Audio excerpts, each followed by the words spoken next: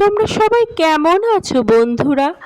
দেখতে পাচ্ছ এক্কেবারে ফ্রেশ এবং সুন্দর করে পিস কাটানো ভেটকি নিয়েছি। মাছের পিসগুলো প্রথমে ধুয়ে সামান্য লবণ মাখিয়ে ফ্রিজে রেখে দিয়েছিলাম। 1 ঘন্টা পর বার করে পাতিলেবু চিপে ভালো করে পাতিলেবুর রস এপিঠ ওপিঠ দুপিঠ খুব সুন্দর করে মাখিয়ে আরও 1 ঘন্টা রেখে দিলাম। আশা করি বুঝতে পেরেছো এবার রান্নাটা কি হচ্ছে। পাতুরির মশলার জন্য নিয়েছি পোস্ত, কালো সর্ষে, কাঁচা লঙ্কা এবং লবণ। লবণ দিয়ে বাটলে মশলাটা তেতো হবে না।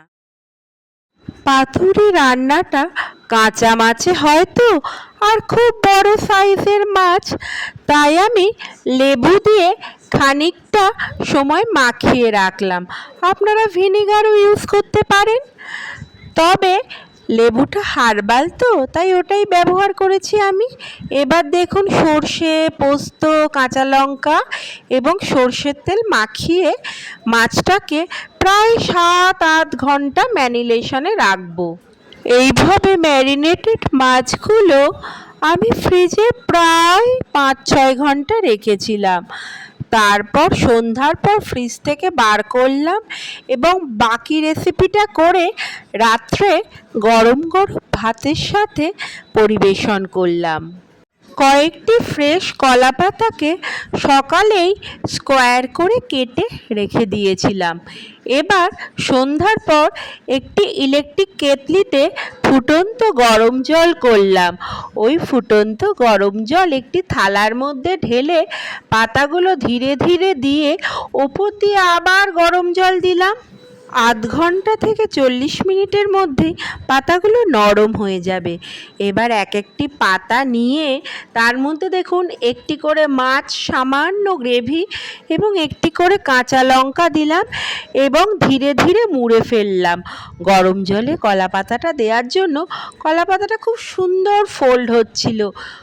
এবার সুতো দিয়ে বাঁধবো, সুতো দিয়ে বেঁধে তারপর ফ্রাই করব।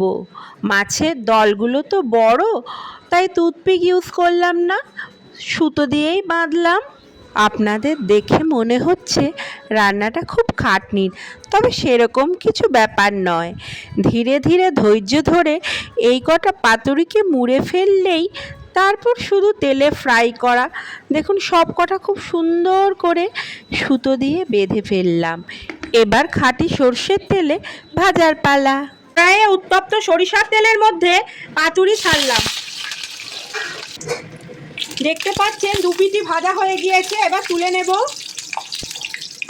এপিঠ ওপিঠ খুব ধৈর্য ধরে মিডিয়াম আঁচে ভেজে নিতে হবে, আর তারপর পরিবেশন করার পালা। আপনারা চাইলে ভাপানো পিঠের মতো জলেও ভাপিয়ে নিতে পারেন, তবে এই সাবেকি রান্নাটা ভাজলেই বেশি টেস্ট হয়। এবার গরম গরম ঝুরঝুরে ভাতের সঙ্গে এই পাতুরি একেবারে জমে যায়। আমিও সামান্য নিয়েছি দেখুন, কাঁচা লঙ্কা টিপে, আর এই সর্ষে পোস্ত ভাপা ভেটকি অপূর্ব।